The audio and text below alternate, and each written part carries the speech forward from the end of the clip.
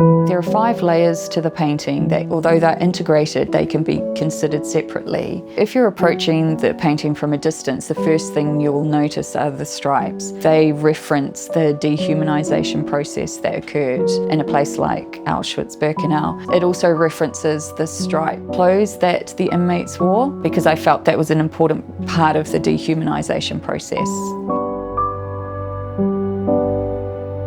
The second layer that you would see are the grooves. The function of the grooves are twofold. The first is to illustrate the destruction that took place in the Jewish communities. The second thing I want them to illustrate is that when those Jewish communities were destroyed like that, it destroyed something within the human psyche in general. A place like Auschwitz Birkenau is now part of human history, and it's part of our human psyche. It's something that can't ever be erased, because whole communities and families were taken. They were gouged out of their lives in Europe, and I think it's our lowest point in history.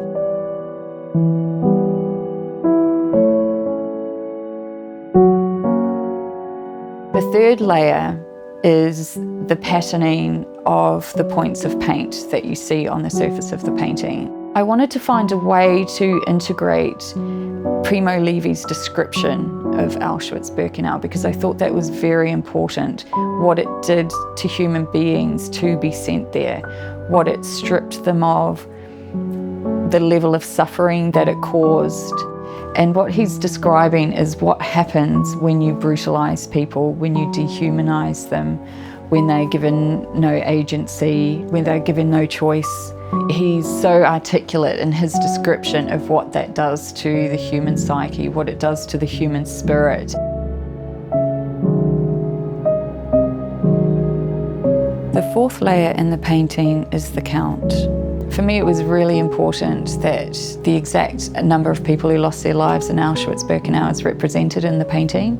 The agreed number of people that lost their lives in Auschwitz Birkenau is 1,100,000. So I wanted to include that number in the painting so that when people look at it, they can see just how vast a number that is. And I just felt that each person had to be counted. So there's 1,100,000 points of paint in the painting. The final and fifth layer of the painting is an architectural drawing of Auschwitz Birkenau and the layout of the camp that shows the level of calculation that went into the creation and running of Auschwitz Birkenau. The map is to scale, and it's taken from an actual architectural drawing of the camp as it was in June 1944. The way it features in the painting is it's like a stain.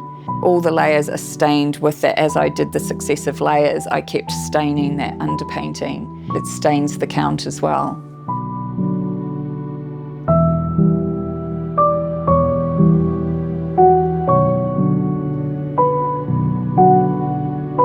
The primary thing I wanted to communicate through the grey zone was the level of calculation that went into creating a place like Auschwitz Birkenau, and also the vastness of the operation and its use in the final solution, which was to kill on an industrial scale. I wanted something that communicated the level of order. It was set up, it was built to carry out an extermination process.